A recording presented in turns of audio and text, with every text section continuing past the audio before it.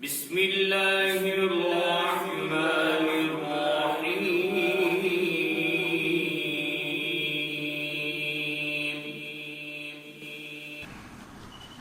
محترم سامعین و سامعات، ہم آپ کے سامنے تاریخ اسلام کو پیش کر رہے ہیں، اور ماقبل میں قدیم قوموں کا ذکر آ چکا ہے، اور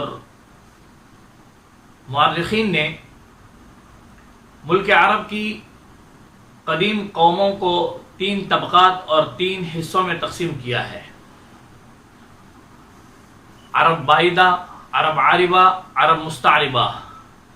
ماقبل میں عرب بائدہ اور عرب عاربہ کا ذکر ہو چکا ہے، وہ کس کی اولاد تھی اور ان کے کیا کارنامے انجام دیے گئے، ان کے نسب نامے کیا تھے، آپ کے سامنے پیش کیے گئے ہیں۔ اب ذکر کر رہے ہیں عرب مستعربہ۔ یہ تیسری قسم ہے عرب کے قدیم قوموں کی، کہ عرب مستعربہ یہ بنو عدنان، یہ اولاد اسماعیل میں سے ہیں۔ بنو عدنان یا اولاد اسماعیل میں سے ہیں۔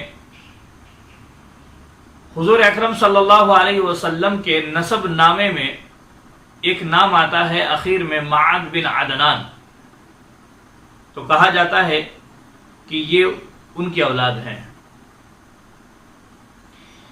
یہ لوگ ملک عرب میں باہر سے آباد ہوئے ہیں، یہ اصل عرب نہیں ہیں بلکہ باہر سے آئے ہیں، اس لیے ان کو عرب مستعربہ یا مخلوط عرب کہا جاتا ہے۔ حضرت ابراہیم علیہ السلام کی مادری زبان عجمی یا فارسی تھی۔ حضرت اسماعیل علیہ السلام کو ان کے والد حضرت ابراہیم علیہ السلام ان کی والدہ ہاجرہ کے ساتھ جب مکۃ المکرمہ یعنی ملک حجاز چھوڑ گئے ہیں، تو اس وقت انہوں نے قحطان یعنی قبیلے جرحم جو مکہ مکرمہ میں آباد ہو گئے تھے، ان سے عربی زبان سیکھی ہے، اور آئندہ یہی عربی زبان اسماعیل علیہ السلام کے آل یعنی خاندان کی رہی۔ حضرت اسماعیل علیہ السلام کی عمر 15 سال کی تھی، تو اس وقت ان کی والدہ حضرت ہاجرہ وفات کر گئی، انتقال کر گئی۔ والدہ کے وفات ہونے کے بعد حضرت اسماعیل علیہ السلام نے ارادہ کر لیا کہ اب مکہ مکرمہ کو چھوڑ دیں اور ملک شام کی طرف چلے جائیں۔ بعضوں نے یوں لکھا ہے کہ ملک شام یا کسی اور مقام کی طرف چلے جائیں، مگر قبیلے جرہم نے آپس میں یہ مشورہ کیا کہ ان کو جانے نہ دیا جائے اور حضرت اسماعیل علیہ السلام کو ان کے ارادے سے روکا جائے۔ چنانچہ ایسے ہی ہوا، اور پھر حضرت اسماعیل علیہ السلام کا نکاح انہوں نے عمارہ بنت سعید بن اسامہ بن عقیل سے یعنی خاندان عمالقہ سے کرا دیا۔ چند روز کے بعد حضرت ابراہیم علیہ السلام اس طرف تشریف لائیں، اور ان کے اشارے کے موافق، جیسا کہ آپ آئندہ سنیں گے یا پھر ماقبل میں کبھی سن چکے ہوگے، کہ حضرت ابراہیم علیہ السلام جب آئے ہیں اور انہوں نے پوچھا حضرت اسماعیل علیہ السلام کی زوجہ محترمہ سے، عمارہ بنت سعید سے، کہ کہاں گئے ہیں، تو بتلایا کہ باہر گئے ہیں کام کے لیے، اور پھر انہوں نے اس کا رہن سہن دیکھا کہ اکرام و احترام سے خالی تھی، تو یوں کہہ گئے کہ جب اسماعیل گھر لوٹیں تو انہیں سلام عرض کر دینا اور یہ کہنا کہ گھر کی چوکھٹ کو بدل دینا۔ جب حضرت اسماعیل علیہ السلام شام میں یا دن کے کسی وقت میں گھر تشریف لائے ہیں، تو اس وقت ان کی زوجہ محترمہ نے یوں عرض کیا کہ ایک بزرگ شخص آئے تھے اور یوں کہہ گئے ہیں، تو حضرت اسماعیل علیہ السلام سمجھ گئے، کہا کہ وہ میرے والد محترم تھے حضرت ابراہیم علیہ السلام، اور انہوں نے جو یہ کہا ہے کہ گھر کی چوکھٹ کو بدل دینا، اس سے مراد تجھے طلاق دینے کو کہا ہے۔ تو اس طرف اشارہ ہے کہ حضرت ابراہیم علیہ السلام کے اشارے کے موافق حضرت اسماعیل علیہ السلام نے ان کی بیوی عمارہ بنت سعید کو طلاق دے دی۔ بعد ازاں قبیلے جرہم میں، پہلے قبیلے عمالقہ کے خاندان سے نکاح کر لیا تھا، اب قبیلے جرہم کے مفاد بن عمرو کی بیٹی سیدہ، ان سے نکاح کر لیا۔ اب یہ واقعات پیش آنے کے بعد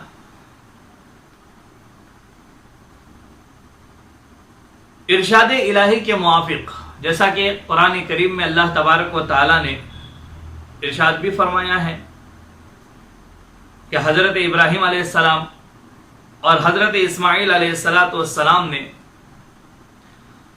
حضرت آدم علیہ السلام کے زمانے کے بنیادوں پر خانہ کعبہ کی از سر نو تعمیر کا کام شروع کر دیا، اور اس طرح سے کیا کہ حضرت ابراہیم علیہ السلام جزائی کام کرتے تھے اور حضرت اسماعیل علیہ السلام گارا اور پتھر اٹھا اٹھا کر دے دیتے تھے۔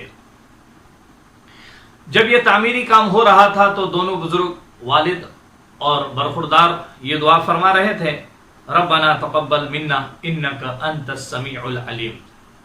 اس سے اشارہ بھی ہے اس طرف کہ جب کوئی نیک کام کرو تو اس وقت اس دعا کو پڑھنے کا اہتمام بھی کیجیے کہ بس اس میں خالص للہیت ہے، اللہ کی رضا ہے، اور اللہ ہمارے اس کام کو قبول کرے، یوں نہیں کہ ہم نے بہت بڑا کام انجام دیا۔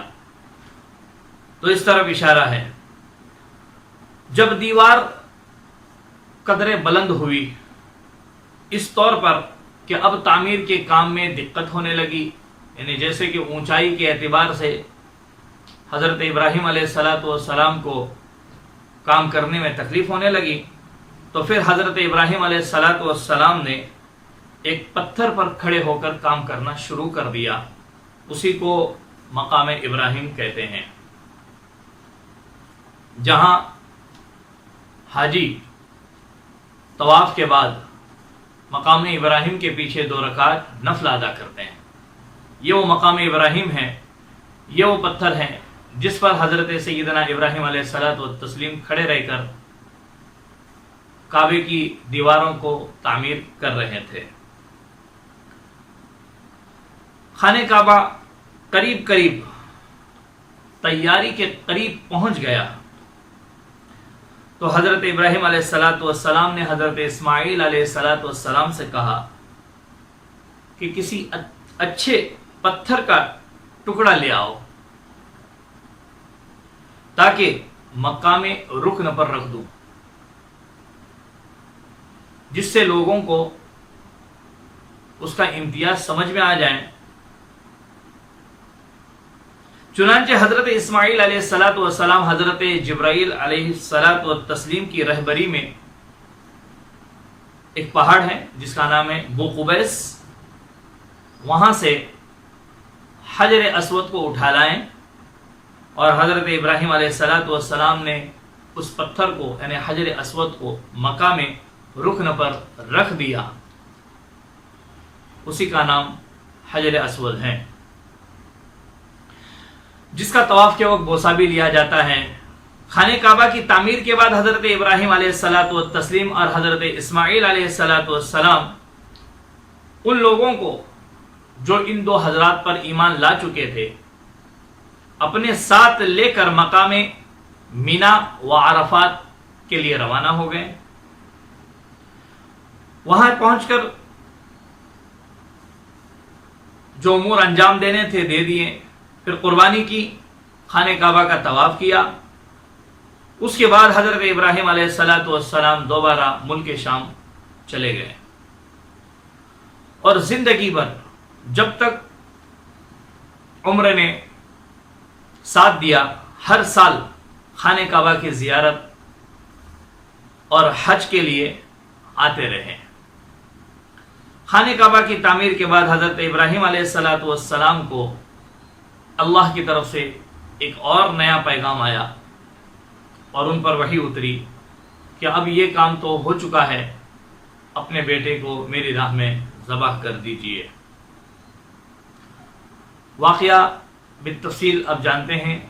بعض دفعہ ہمارے مقررین قربانی کے ایام پر اس واقعے کی تفصیل آپ کے سامنے پیش کرتے ہیں، مختصراً یوں کہ حضرت ابراہیم علیہ السلام نے خواب دیکھا کہ وہ اپنے بیٹے کو ذبح کر رہے ہیں، اور نبی ہیں، نبی کا خواب وہی ہوتا ہے۔ چنانچہ انہوں نے پوچھا کہ اے میرے بیٹے، میں نے خواب میں دیکھا ہے، انی ارا فی المنام انی اذبحک فانظر ما تری، کیا رائے ہے آپ کی؟ میں نے تمہیں خواب میں دیکھا ہے ذبح کرتے ہوئے۔ بیٹا بھی حلیم، بردبار اور نیک تھا، جانتا تھا کہ یہ اللہ کا پیغام ہے اور والد محترم کا امتحان ہے، بشاشت سے تیار ہوا۔ حضرت اسماعیل علیہ السلام نے آخر تک مکہ مکرمہ میں سکونت اختیار کر رکھی تھی، یعنی وہیں مقیم رہے، وہیں ہمیشہ کے لیے اپنی زندگی کو بنائے رکھا۔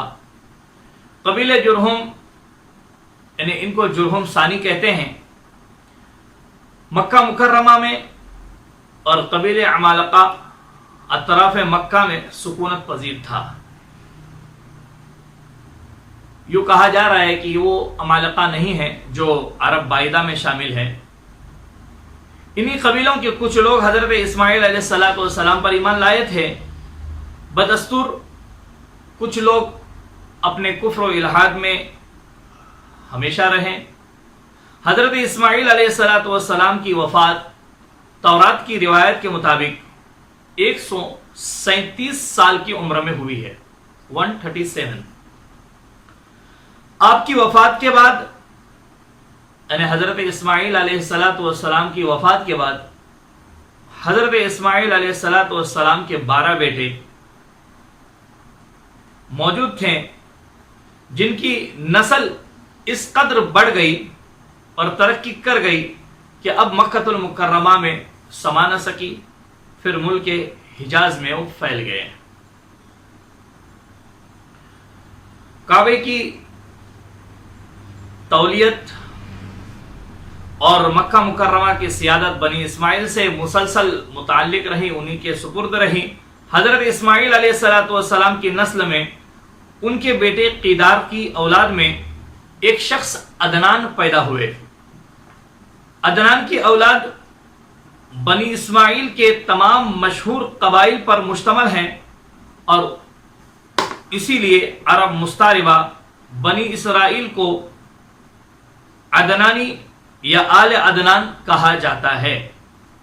عدنان کے بیٹے کا نام معد اور پوتے کا نام نزار تھا۔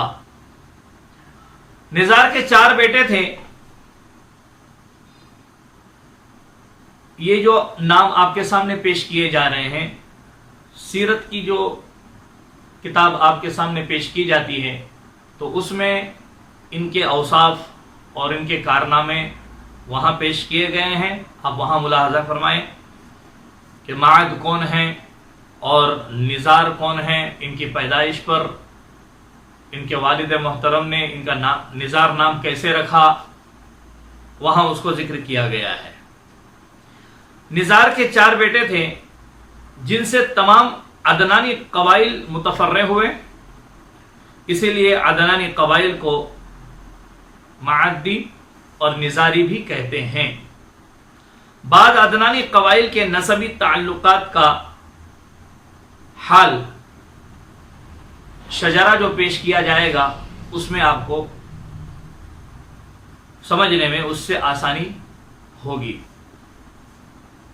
بہرحال یہ عرب مستعربہ کے تعلق سے ہم نے آپ کے سامنے کچھ باتیں پیش کی ہیں، آپ سنیں اور تمام مسلمانوں تک اس کو پہنچانے کی کوشش کیجیے۔